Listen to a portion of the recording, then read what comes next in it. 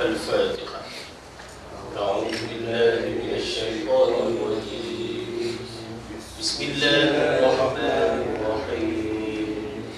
الحمد لله رب العالمين الرحمن الرحيم مالك يوم الدين إياك نعبد وإياك نستعين اهدنا الصراط المستقيم صراط الذين أنعمت عليهم غير المغضوب عليهم ولا الضالين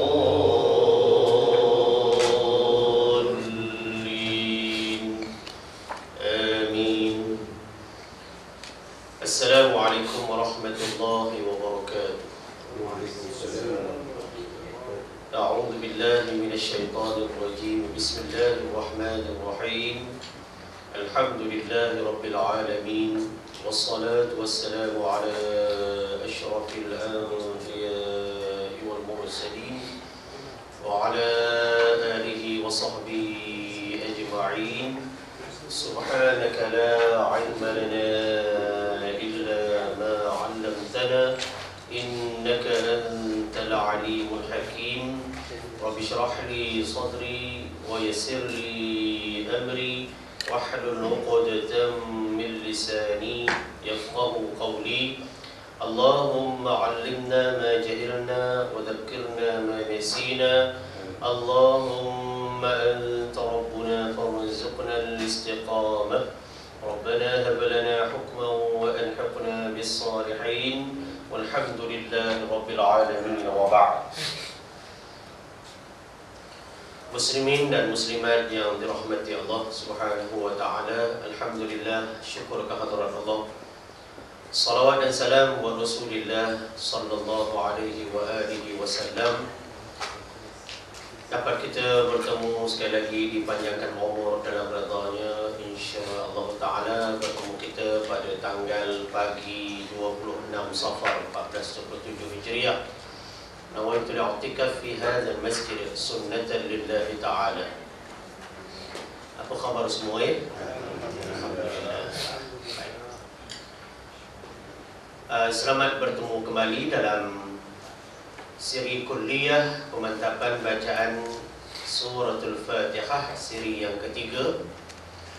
Dan pastikan sesaudara telah pun ataupun akan memiliki siri yang kedua. Terima kasih Syekh Abdul Aziz kita, siri yang kedua telah pun siap nampaknya untuk menjadi bahan rujukan utama di dalam usaha kita mencari redha Allah Subhanahu Wa Taala di dalam memperbetulkan tilawah ataupun bacaan Ummul Kitab ini.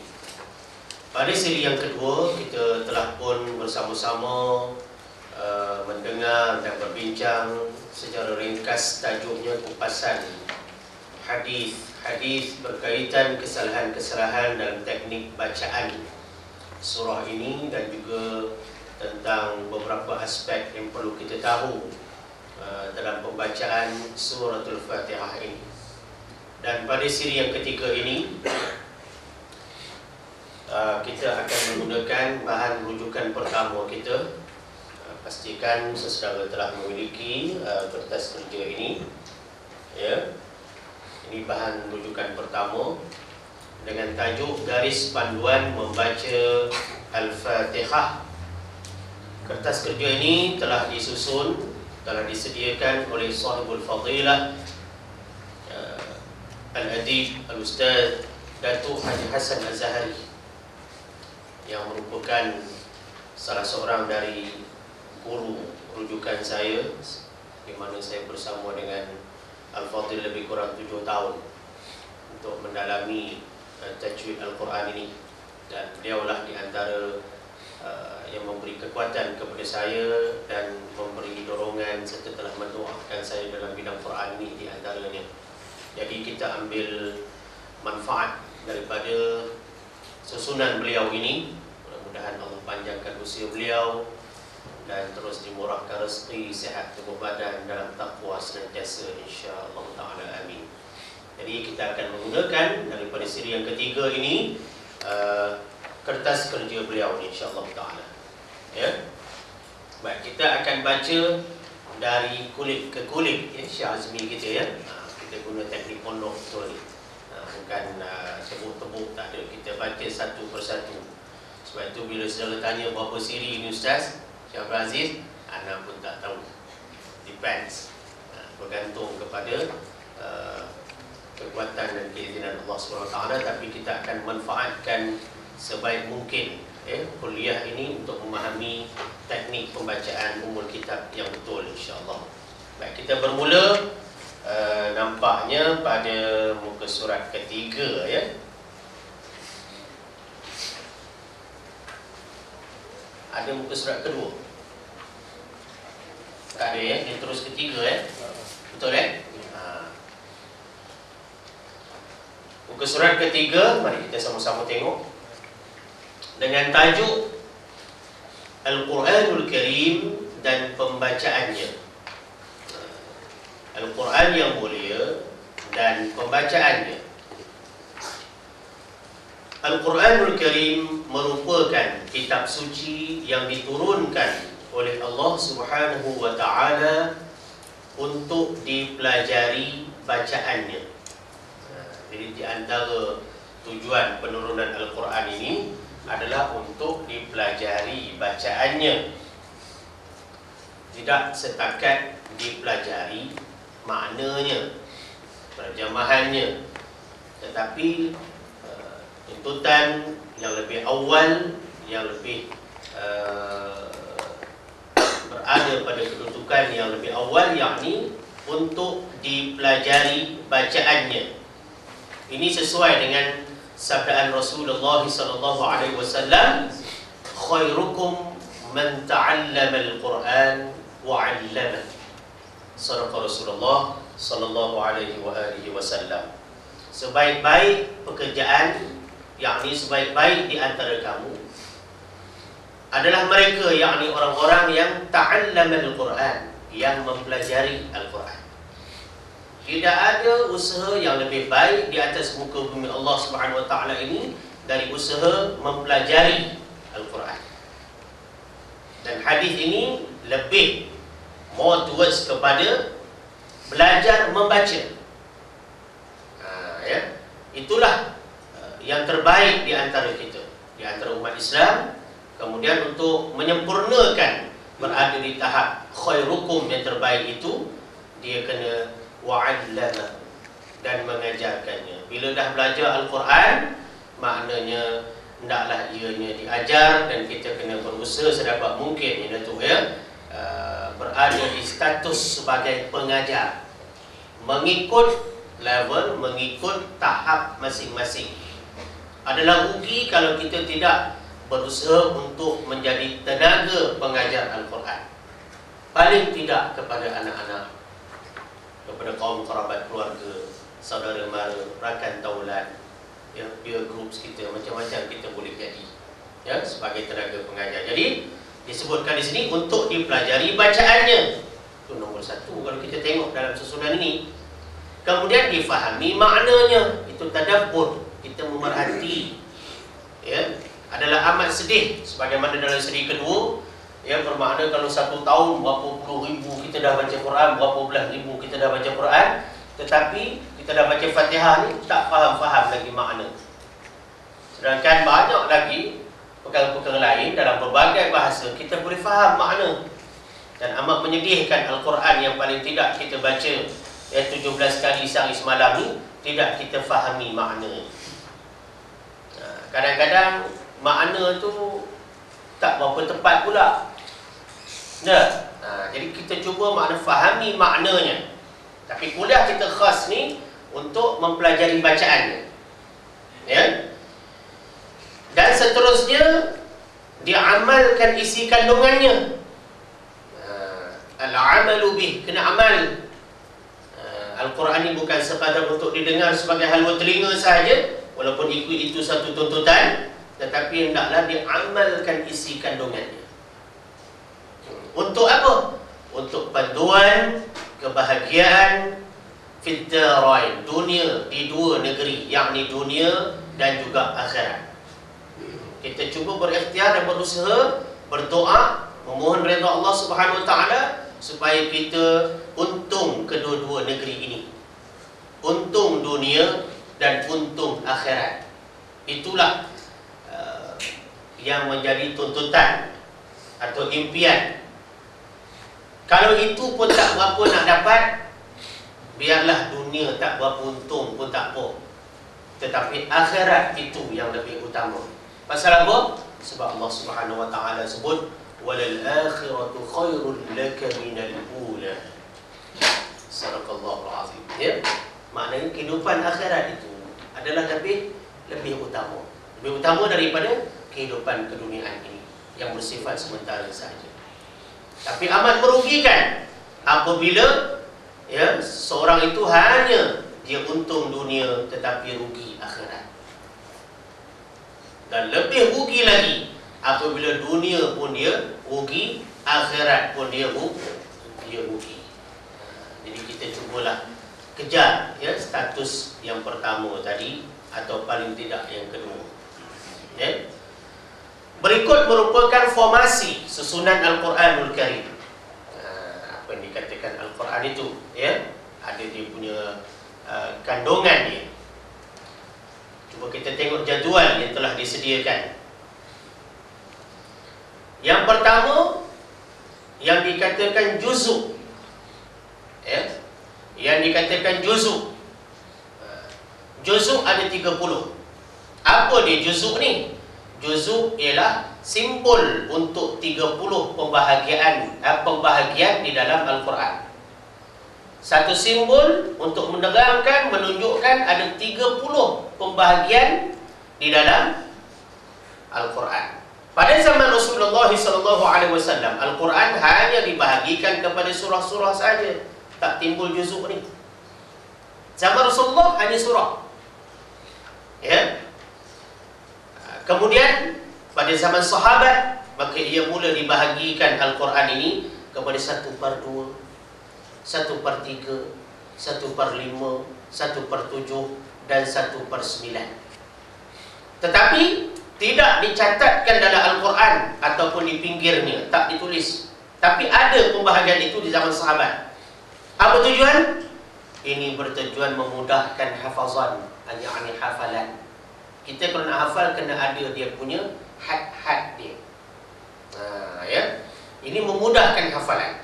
Hafalan mana? Sama ada di dalam solat dan juga dalam amalan harian. Bila ada dia punya had dia, jadi kita nak hafal pun kita boleh plan. Baik, itu dinamakan juzuk. Atau orang kita kadang-kadang orang Melayu Indonesia semua dia kata juz saja. Sampai yang ke-30 tu dia kata apa? Jamu. Kalau Perak dia kata jamu.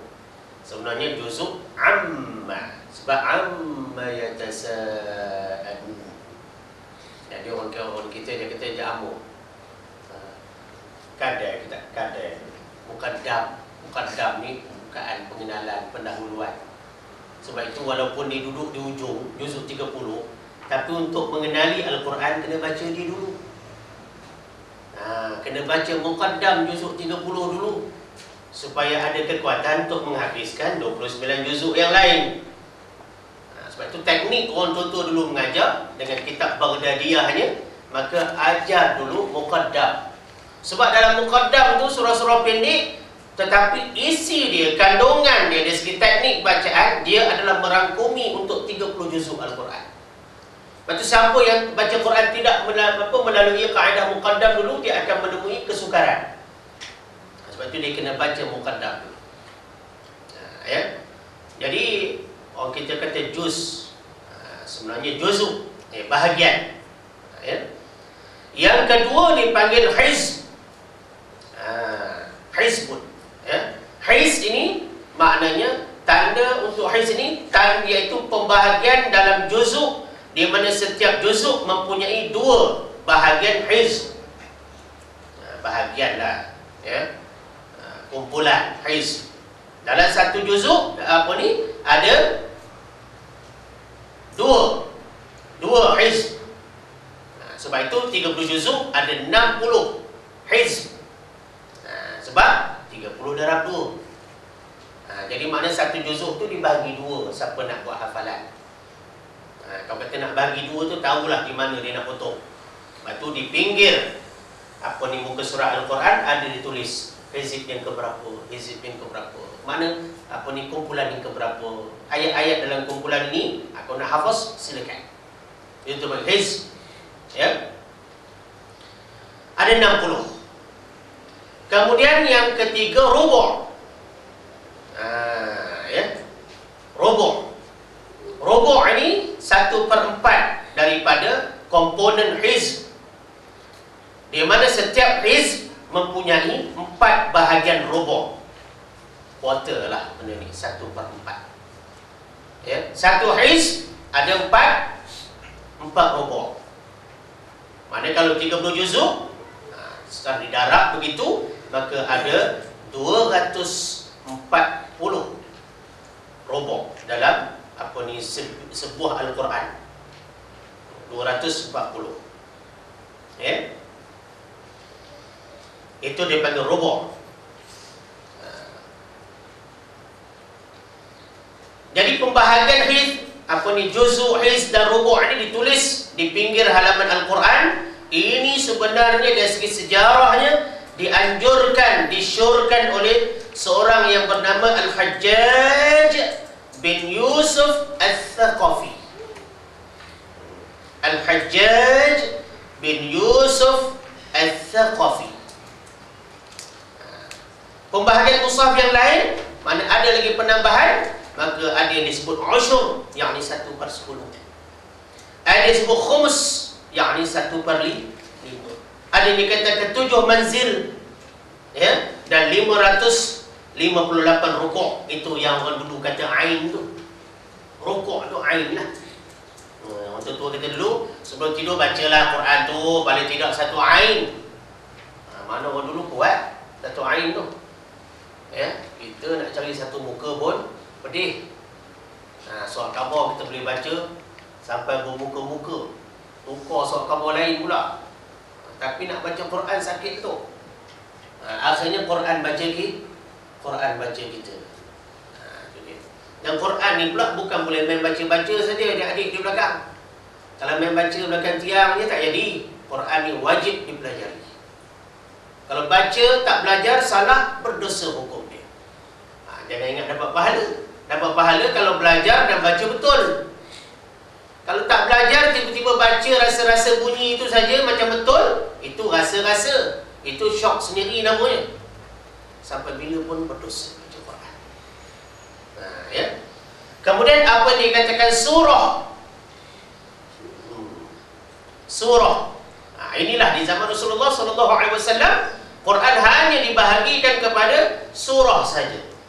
Surah ni pun bukan Rasul yang menentukan. Semua ni adalah tauqifi. Semua ini makna mutlak wahyu daripada Allah Subhanahu Wa Taala. Bagi tahu Jibril, Jibril bagi tahu kepada Rasulullah SAW. Bahagian ayat ini namanya Suratul Baqarah. Letaklah kamu wahai Muhammad di sini. Di Muhammad pun bagi tahu sahabat, Al-Baqarah letak sini, Fatihah letak sini. Ya, Ali Imran, bukan Ali Imran, Ali Imran. Sebab itu nak jadi pengurusi majlis ke apa ya, jangan main lantak ya. Peserta yang kedua akan membaca dari ayat 50 surah Al-Imran. Baca Daud tu. Bukan Al-Imran, suara tu dah MC punya suara dah ya. Tapi dia punya sebutan tu Ali Imran, bukan Al-Imran. Nak jaga baik-baik tu. Lepas tu bab-bab agama ni tanyalah ahli sebelum buat. Bab-bab dunia tanyalah orang-orang yang arif dalam bab dunia. Tapi bab agama rujuk kepada ahli agama yang dalam bidangnya. Bukan semua orang menguasai semua bidang. Ustaz ada macam-macam ustaz. Yang Quran tanya bahagian Quran. Yang fiqh tanya bahagian fiqh. Tauhid tanya bahagian usul dan sebagainya. Ada 114 surah. Ini boleh tahan lagi dah. Agak-agak boleh hafal ustaz 114 surah ni. InsyaAllah ya. Kalau tanya sekarang ni agak-agak boleh tak? Masya Allah. Lepas tu la haula wala quwwata illa billah. Maknanya tak boleh dah tu. Dia punya petanda dia ya. Kalau Asmaul Husna kita boleh hafaz 99 nama Allah yang indah sebab ditolong bantu ulama-ulama sufi buat dalam bentuk nada. Nas'aluka. Kita boleh hafaz 99. Begitulah pentingnya seni. Tapi naklah seni itu menurut Islam. Ya. Surah ini pun dalam Quran kita boleh hafaz dengan adanya nada. Ini tak tahulah change yang keberapa. Tapi next tu dalam inverted commas ya Syekh Abdul Aziz doakan kita akan belajar nanti semua orang kita pastikan boleh menghafaz nama-nama 114 surah mengikut urutan. Seronok tu dah tu. Ya. Bila orang tanya je lepas ni apa, dia pun recall balik terus tahu. InsyaAllah. Kemudian ayat. Selepas surah ada ayat Al-Quran ni menurut ulama Kufah yang kita ikuti, yakni 6236 ayat. Dia ada lebih dari 5 pendapat ya tentang bilangan ayat Quran. Ini pun kita nak belajar dalam kuliah Al-Quran kita dengan Syekh Azmi.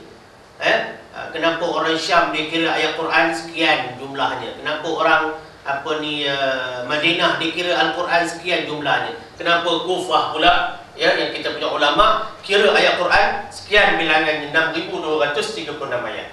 Itu kita akan kaji dalam bab apa yang dikatakan sebagai ilmu fawasil. Ilmu menghitung ayat-ayat Quran. 30 juzuk kita akan buat kajian nanti. Di mana yang kata berbeza tu? Akhirnya kita akan nampak. Ya, kenapa ulama kata sekian. Kenapa ulama dikata sekian. Tapi yang digunakan di sini mengikut ulama yang kita ikuti bacaannya, mazhab bacaannya, yakni Imam Asim juga dari Kufah, Imam Hafs pun juga dari Kufah. Kufah ni di Baghdad. Di Baghdad, di Iraq, tempat Saddam Hussein lah. Kemudian kalimah ni perkataan, words. Ayat, sentence. Kalimah banyak. Berapa tu? 77,437 perkataan. 77437. Sampai tang ayat kalimah memang kita pun kata baru nampak hebat ulama ni. Kita tak ada masa nak kira. Betul ulama tahu kita sibuk, dia tolong kira untuk kita. Sebab kita kira benda lain. Jadi kadang-kadang bila tanya Fatihah tu berapa huruf? Dia kata anda ni tanya soalan-soalan cepumas belaka ni. Berapa huruf Fatihah? Tanya berapa ayat dah? Dia kata 7 ayat. Dia kata lah, takkan tak upgrade sikit, top up sikit ilmu tu, info tu. Kalimah 77,437 kalimah. Huruf, ulama kaji, ulama kira pula. Dulu mana ada komputer, tak ada dalam memori pun. Sekarang kalau tanya boleh dah cakap huruf tu, boleh komputer jawab lagi, ada programnya. Tapi cuba tanya komputer, siapa yang canggih-canggih sini, tanya komputer huruf sin berapa banyak dalam Quran. Rasanya komputer belum boleh jawab begitu. Sin mati berapa banyak, sin baris atas berapa banyak. Tapi nak tanya berapa banyak perkataan Allah, boleh cari lagi. Tapi berapa banyak lam, itu kena set program baru pula. Tapi ulama dulu, Imam Asy-Syatibi, satu anak murid dia pernah uji, dia tanya berapa banyak huruf sekian-sekian. Huruf sin ada berapa banyak dalam Quran. Imam Syatibi dengan karamah ya Allah bagi duduk diam sekejap. Dalam beberapa minit lah, kalau ada jam ketika itu, terus jawab. Sin yang mati sekian ribu, sin yang berbaris sekian ribu. Imam Syatibi rahimahullah ta'ala buta orangnya. Mazhabnya Syafi'i. Orang kita tak nak pakai mazhab. Hebat orang kita pada Imam Syatibi. Jadi huruf Al-Quran berapa banyak? 323,671 huruf. Banyaklah tu nak ceritanya. 323,671 huruf. Huruf Quran tu. Ini mengikut satu pendapat. Ya. Titiknya pula, la haula wala quwwata illa billah. Apa benda titik ni? Titik sin, titik shin, titik shin, titik sad, titik dha, titik ya, titik ta, titik ba, jim, kha, dal, zai. Dikira berapa banyak? 150,681 titik. Tak terbayang kita nak kira. Tapi ulama dulu habis umur dia untuk Quran.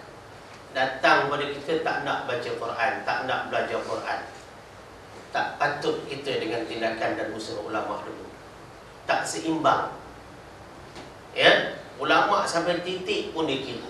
Nantilah dalam satu analisis yang lain, analisa yang lain, anda boleh bagi lagi dia punya pecahan-pecahan. Bagi atas ada berapa, bagi bawah ada berapa, bagi depan ada berapa, bagi mati ada berapa, tanda sabdu ada berapa. Ulama dulu kira. Huruf ba ada berapa puluh ribu, huruf ta ada berapa puluh ribu, huruf sin ada berapa. Ini huruf secara umum. Ulama tu dia bahagi lagi 29 huruf hijaiyah. Tiap-tiap satu huruf tu ada dikira bilangan dalam Quran ada berapa banyak. Itu dia. Allahuakbar. Ya, ini dikatakan formasi susunan Al-Quranul Karim. Membaca Al-Quran adalah antara ibadat yang utama bagi umat Islam. Sebab itu Rasulullah SAW dalam 3 versi hadis menyebut dengan perkataan khairukum, yang sebaik-baik di antara kamu, khiyarukum, yang terpilih di antara kamu, afdalukum, yang paling utama di antara kamu. Sudah cukup 3 versi hadis itu menunjukkan bahawa orang yang belajar baca Quran, mengajar Quran ni termasuk orang yang telah melakukan ibadat yang utama, ibadat lisan yang utama bagi umat Islam. Usaha-usaha kebaikan yang lain juga penting, tetapi mana yang teratas, dia mesti ada ranking. Walaupun semua penting, tapi ada nombor 1, nombor 2, nombor 3-nya. Ya, kita kalau beli barang pun ada senarai nombor 1, betul tak? Orang lelaki senarai nombor 1 lain, orang perempuan senarai nombor 1 lain, betul tak? Pergi pasar raya ada nombor 1 tu, dia takkan bubuh nombor 10 pergi nombor 1. Nombor 10 tu kalau tak sempat pun tak apa. Tapi nombor 1 tu, by hook or by crook, kata orang Melayu kita, mesti cari. Dan kita gini, kita kena saman parking pun tak apa, janji barang dapat. Gitu. Ya? Ia dijanjikan ganjaran pahala yang berlipat ganda sebagai hadiah, ya, dan kurniaan bagi hamba yang taat padanya. Banyak ganjaran. Betul orang baca Quran ini, paling tidak, paling kurang 1 huruf 10 pahala. Betul lahjah faham 1 huruf 20 pahala. 1 huruf. Sehingga menjangkau, kita tengok dalam kitab kita hadis, kepada 500 hingga 700 kali ganda 1 huruf. Ibadat lain tidak begitu. Tapi Quran Allah sebut melalui lidah junjungan besar Nabi Muhammad SAW, ya, sehingga kepada 10 bawa ke 700. 1 huruf, tuan-tuan, bukan sebiji Quran. Rugilah siapa yang tak belajar baca Quran. Ya. Baik, habis muka surat 3. Pergi kepada muka surat 4.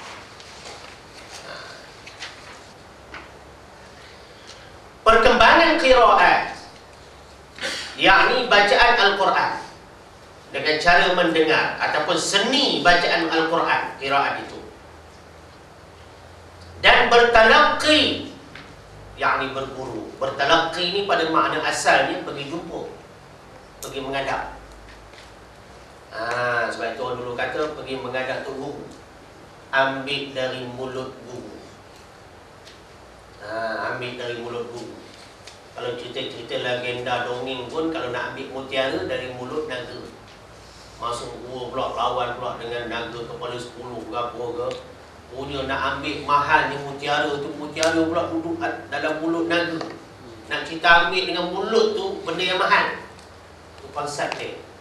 Jadi bertalaqi ni maknanya kita pergi menghadap guru. Batu Quran, selagi tidak bertalaqi, datanglah pendekatan apa sekalipun, teknologi ICT mana sekalipun, takkan sempurna. Dia mesti pergi menghadap guru. Itu namakan talaqi. Ya. Serta bermusyafahah. Bermusyafahah ni kita converse. Maknanya guru baca, kita dengar. Itu yang kita buat dalam sesi talaqi musyafahah kita di sini. Ya, berapa kali sebulan? 2 kali. Lepas ni dah khatam ni jadi 3. Betul? Di mana muslimin muslimat memang dengar saya baca Quran, panjang umur, sihat tubuh badan, makna 6,236 ayat melalui rakaman yang ada sebagai saksi, memang saya baca semua. Dan semua orang dengar saya sebut. Betul tak? Sampai sekarang ni dengar saya baca. Lepas tu ikut pula saya baca. Betul? Itu gabungan antara kaedah mutaqaddimin dulu dan mutaakhirin dan yang terkini. Mana dengar guru baca, perhatikan sambil membuat rakaman di minda masing-masing, lepas tu tiru. Nak pastikan yang didengar tadi dapat ditiru. Kemahiran meniru. Lepas tu barulah sampai kepada tahap di mana menyemak untuk memastikan apa yang ditiru itu betul. Penilaian. Ini dinamakan musyafahah. Maknanya murid dapat dengar guru baca, guru pun dapat dengar murid baca. Itu musyafahah. Dan kita berdialog. Itu musyafahah. Ya. Membaca dengan betul menurut hukum tajwid yang telah sedia di dalam Al-Quran sebagaimana ia diturunkan dengan bertajwid. Mana baca Fatihah, baca Al-Quran ni memang amalinya bertajwid. Sebagaimana dia diturunkan, memang sudah bertajwid. Ya, memang sudah bertajwid. Inilah yang disebutkan di dalam beberapa syair, betapa Al-Quran ini memang dia dah turun secara bertajwid, dan macam itulah dia disampaikan kepada kita untuk diamalkan.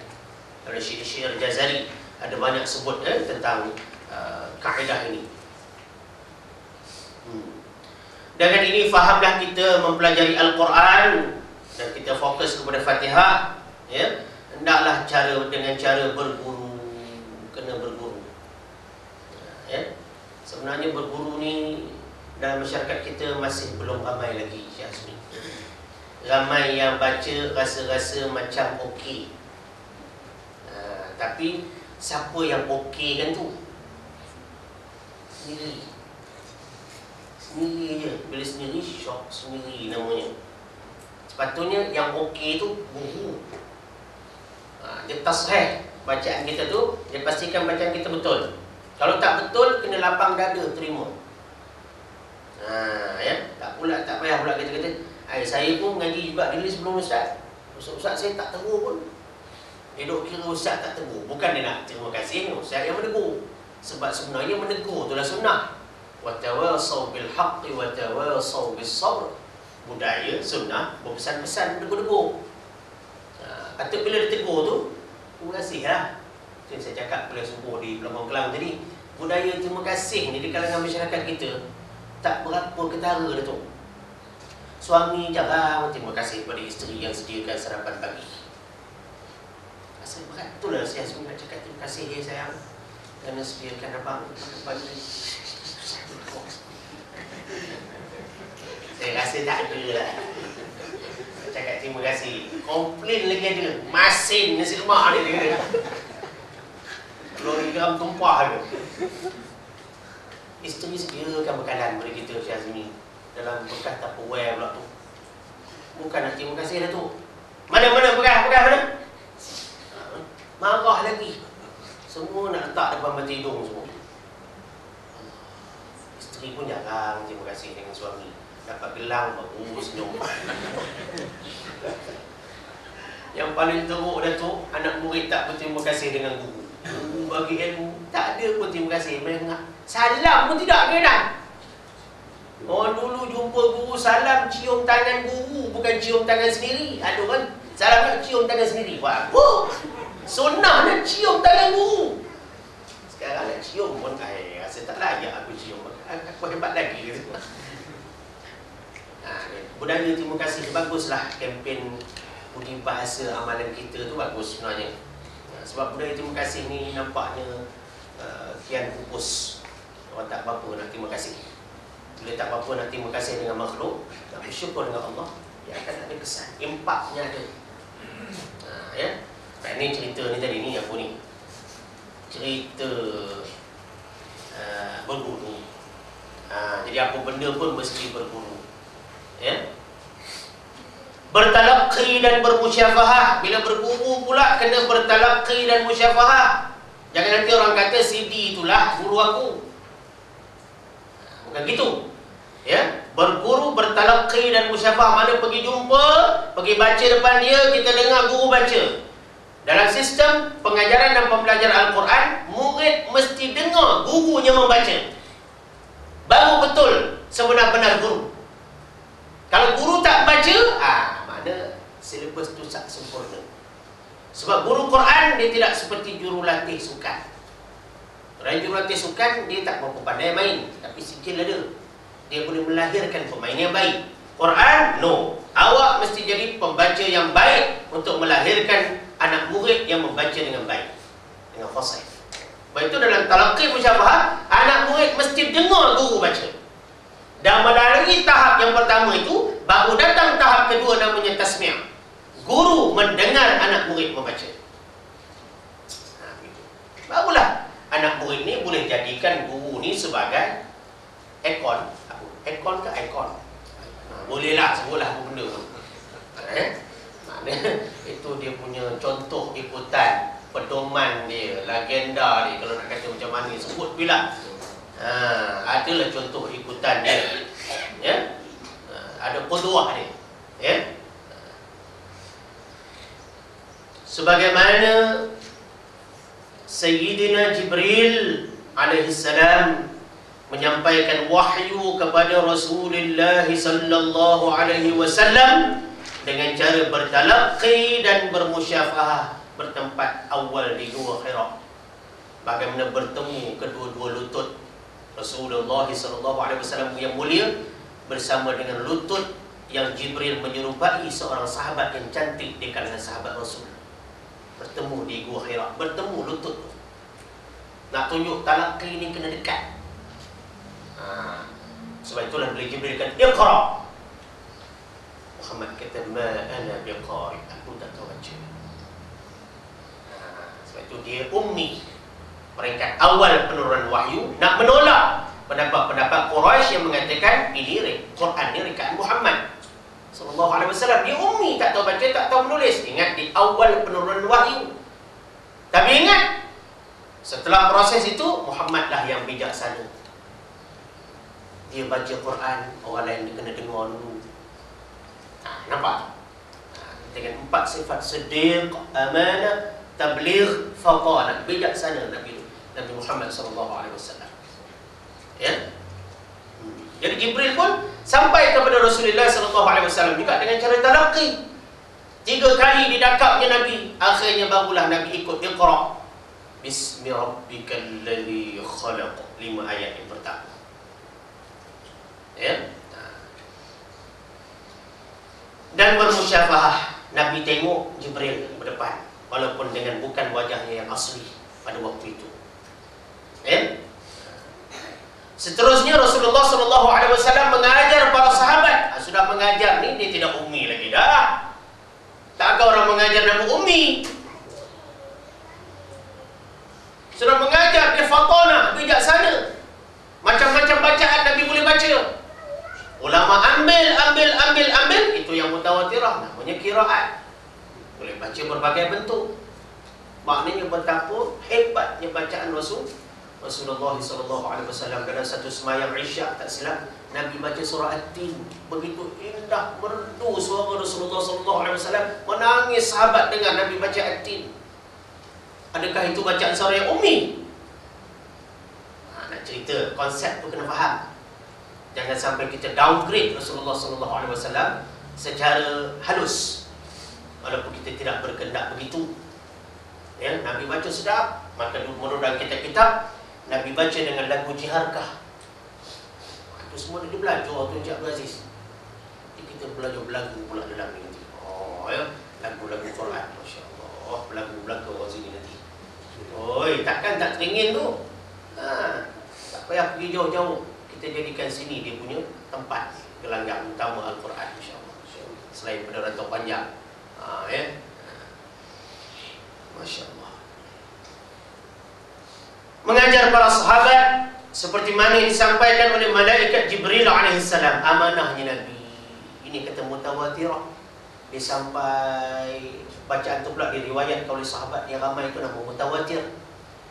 Amanahnya Nabi, bertanggungjawabnya Nabi. Apa yang Jibril sampai, itulah yang dia sampaikan. Bila Jibril kata, wahai Muhammad, kamu berhenti pada sini tempat, maka Nabi pun berhenti. Namanya waqaf Jibril, waqaf Nabawi, waqaf Sunnah, waqaf Ittiba'. Ada 4 nama.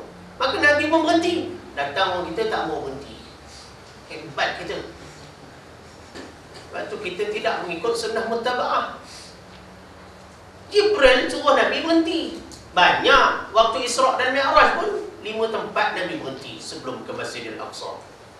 Yang tiba daripada solat dalam musafir. Dan tiba-tiba kita musafir berhenti solat pun terlupa. Berhenti buang air dia.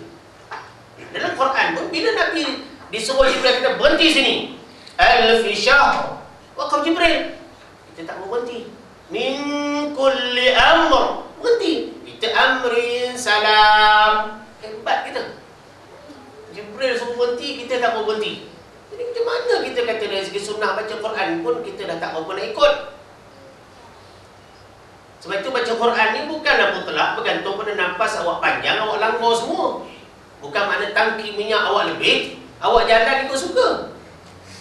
Pembaca yang fasih, di mana kena berhenti, sunnah dia berhenti, berhenti. Walaupun maknanya dia baru memulakan perjalanan, baru memulakan bacaan. Itulah pembaca yang baik, yang mengikut peraturan, bukan mengikut kemahuan dia nak baca. Orang yang pandai dari segi bacaan Fatihah, dia berhenti tempat-tempat yang dibolehkan berhenti. Bukan dia baca dengan satu nafas. Bukan dia berhenti ikut jam dia.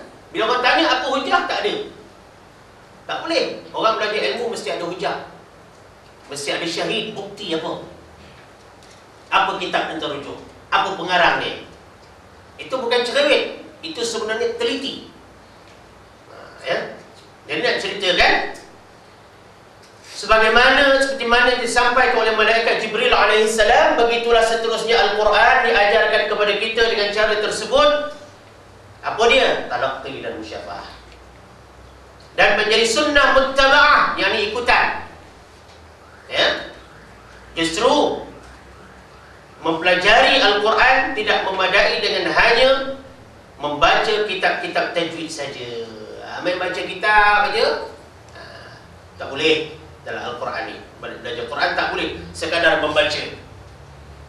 Kalau sekadar baca, satu orang dia belajar saja bahasa Arab, dia boleh baca kitab Arab, apakah makna dia mempunyai ilmu tentang kitab berkenaan? No. Dia hanya boleh baca, tetapi untuk menterjemahkan maksud sebenar dalam kitab itu, kerana itu bidang yang bukan bidang dia, dia akan terang nanti jadi lain.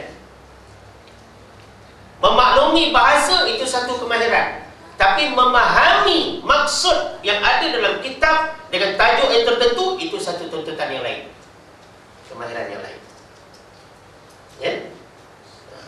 Sebab itu guru anak, di antara guru anak dulu, bila anak ajak berbincang tentang syair bahagian tajwid, dia kata takat dapat makna ni surface saja, makna atas boleh, tapi nak tahu apakah sebenarnya hikmah dari segi syair ni, ni anda kena jumpa bidang guru Al-Quran, dia kata.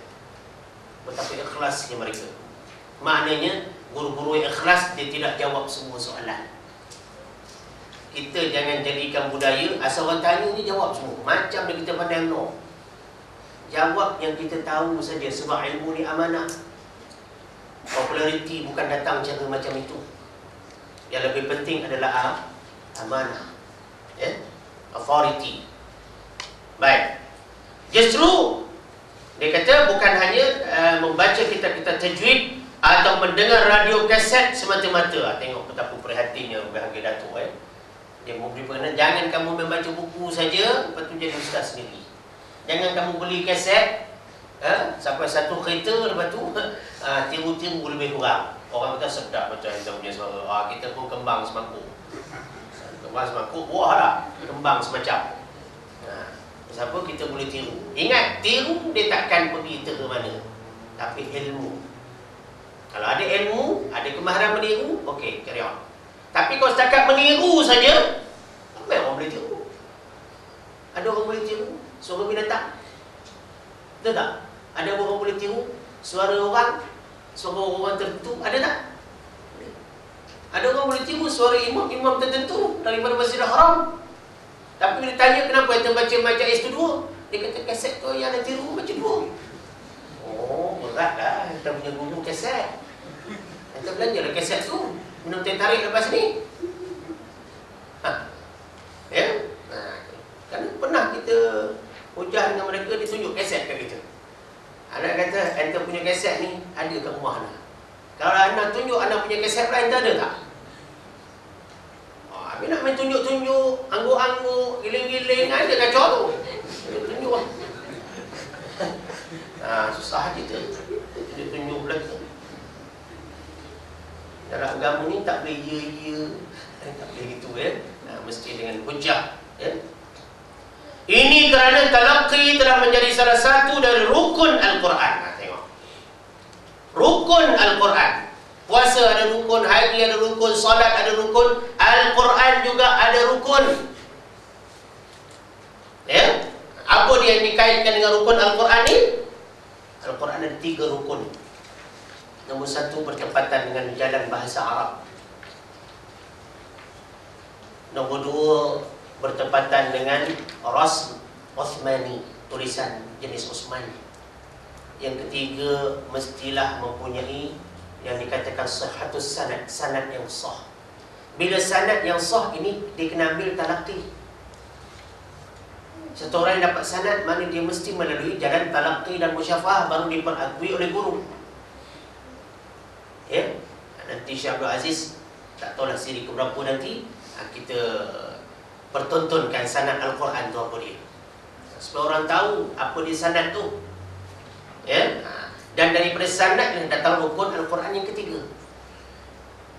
Ya. Dari segi bahasa Arab boleh belajar. Sepah tempat belajar bahasa Arab sekarang ni. Dari segi resam Uthmani boleh belajar. Tapi dari segi sanad boleh cari. Tapi inilah yang kata Datuk, susah sikit bahagian sanad ni. Nak cari guru yang betul-betul mursyid, yang mutqin, yang boleh tunjuk ajar kita, yang boleh mana kokoh pegangan ilmu dia. Ya. Terus kita pergi muka surat 5.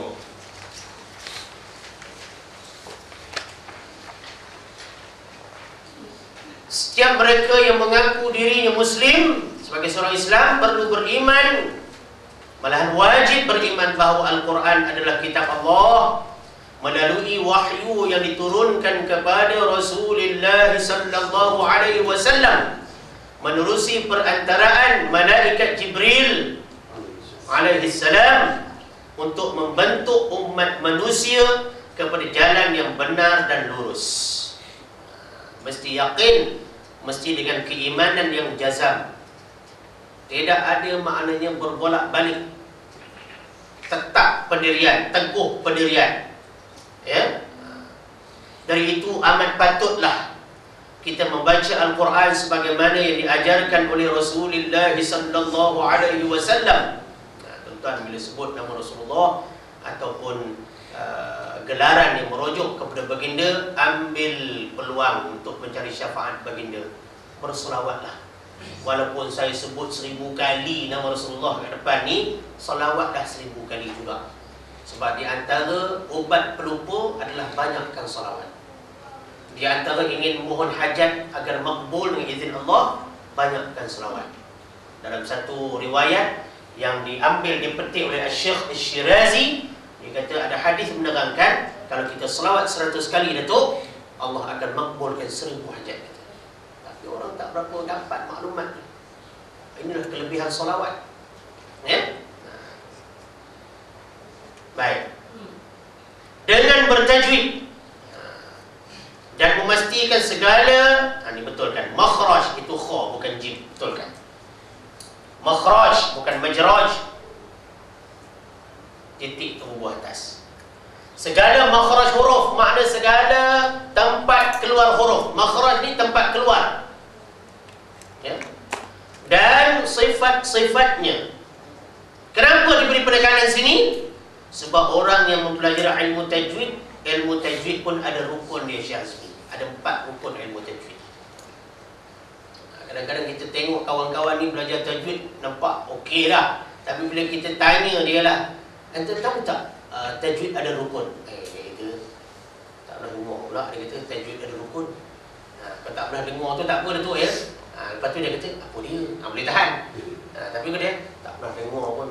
Tahap apa dia, dan tahap apa tu beratlah. Ini budaya terima kasih. Terima kasihlah bagi tahu kata tajwid ada 4 rukun. Terima kasihlah bagi tahu kerana tahu membaca Quran ada 3 rukun. Pertama, mengenali tempat keluar huruf. Tu rukun tajwid. Yang kedua, mengenali sifat-sifat huruf. Yang ketiga, mengenali isti'mal huruf. Macam mana kita nak menggunakan huruf. Apabila huruf-huruf ni bercantum jadi perkataan, jadi kalimah. Mana huruf nipis kena nipis, mana huruf tebal kena tebal. Kalau tipis dulu macam mana, kalau tebal dulu macam mana. Ada sifat idgham, ada sifat izhar. Berdasarkan huruf tebal nipis dipanggil isti'mal huruf dipanggil.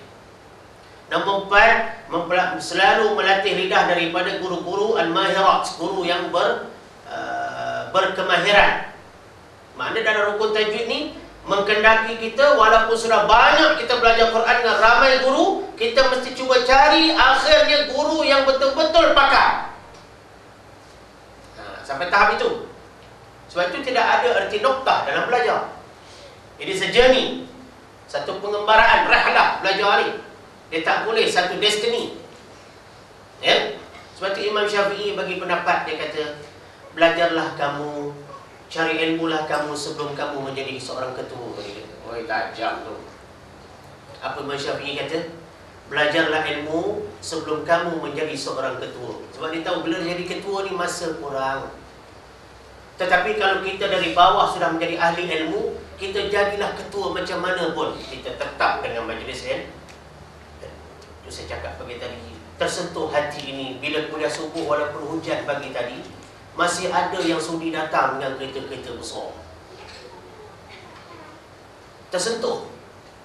Walaupun dalam keadaan hujan pagi tadi, solat subuh, kuliah subuh, masih ada yang sanggup datang dengan berjalan kaki, berpayung. Itu sentuhan yang lain pula.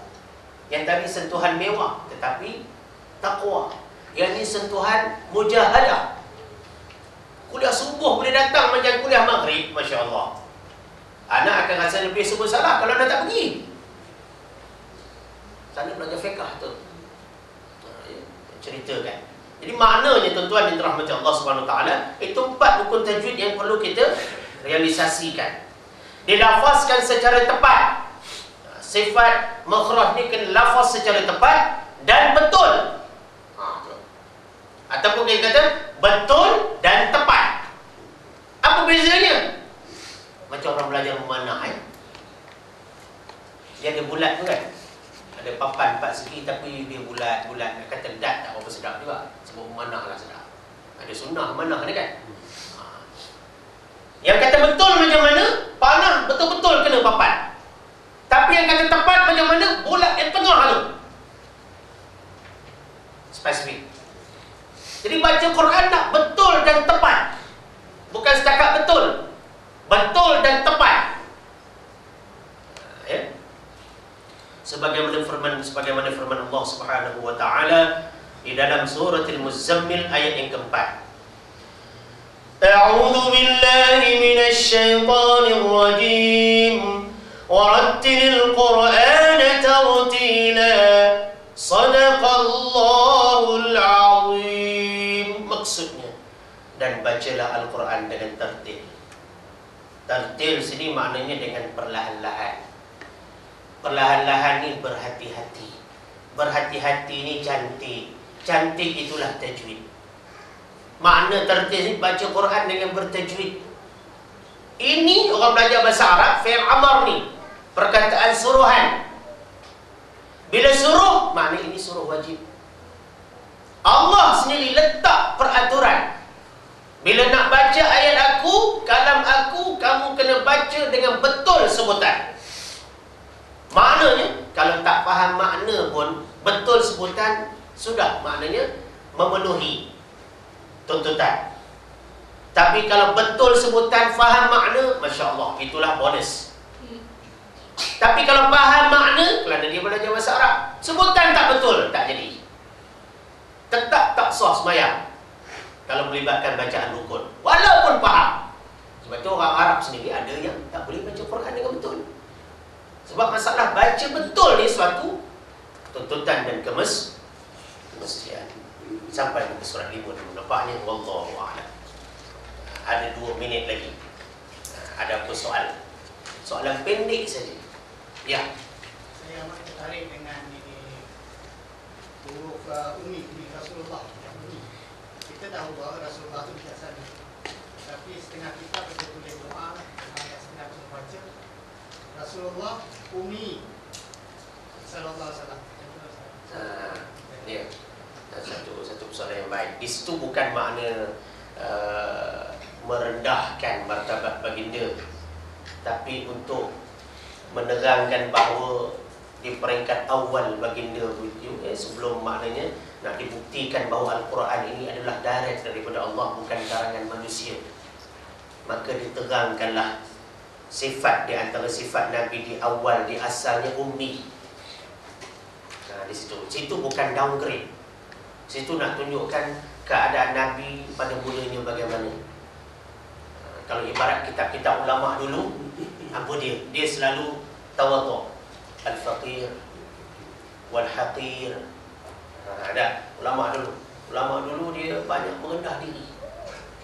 Jadi ummi ni di antara sifat seperti ada sedikit kekurangan di situ. Tapi kekurangan itu bukan makna kekurangan pada Rasulullah SAW. Semua itu Allah jadikan ada hikmahnya, ada pengajarannya. Nak membuktikan Al-Quran ni bukan ciptaan kamu, wahai Muhammad SAW. Tapi aku turunkan khas kepada kamu sebagai kekasihku, sebagai mukjizat yang teragung. Nak ceritakan, kalaulah Al-Quran dipelajari, siapa pun insya-Allah Ta'ala akan terhindar daripada sifat ummi itu. Sebab Al-Quran dia pembuka segala-gala ilmu. Al-Quran dia syifa, dia penyembuh. Jadi doa itu mengambil sempena sifat Nabi sebelum makna turunnya Al-Quran. Itu bukannya merendahkan baginda sallallahu alaihi wasallam. Wallahu a'lam. Satu kisah. Ya. Terus dalam surah Fatihah di ayat ke-6. Ya. Ihdinas siratal mustaqim. Sebab ada huruf shad dengan ada huruf sin. Jadi kedua-dua tu sifat dia hampir-hampir sama. Jadi kalau bila baca tu bertukar ataupun sama. Jadi minta tolong Ustaz haluskan sikit. Ihdinas sirat dengan yang ada alif lam dengan sirat yang tidak ada alif lam. Di situ kita punya bacaan kita wajib dengan sin, wajib dengan sad. Dan membezakan sad dengan sin, sad ini ada satu sifat namanya isti'ala. Maka lidah terangkat, pangkal lidah terangkat. Dan dia ada sifat tebak, bertangkup pangkal lidah dengan langit-langit di atas. Di situlah yang membezakan dan menunjukkan betapa pentingnya sifat-sifat huruf.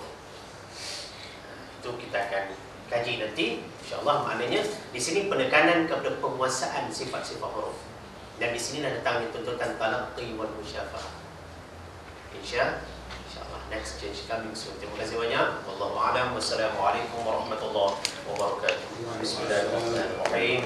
Allahumma arhamna bil Qur'anil Karim waj'alhu lana imaman wa nuran wa hudan wa rahmah bi rahmatika ya arhamar rahimin. Walhamdulillahi rabbil alamin. Subhanallahi wa bihamdihi subhanakallahumma wa bihamdik asyhadu an la ilaha illa anta astaghfiruka wa atubu ilaik. Bismillahirrahmanirrahim. Wal 'asri innal insana lafi khusrin illa الذين آمنوا وعملوا الصالحات وتواصوا بالحق وتواصوا بالصبر. صدق الله العظيم.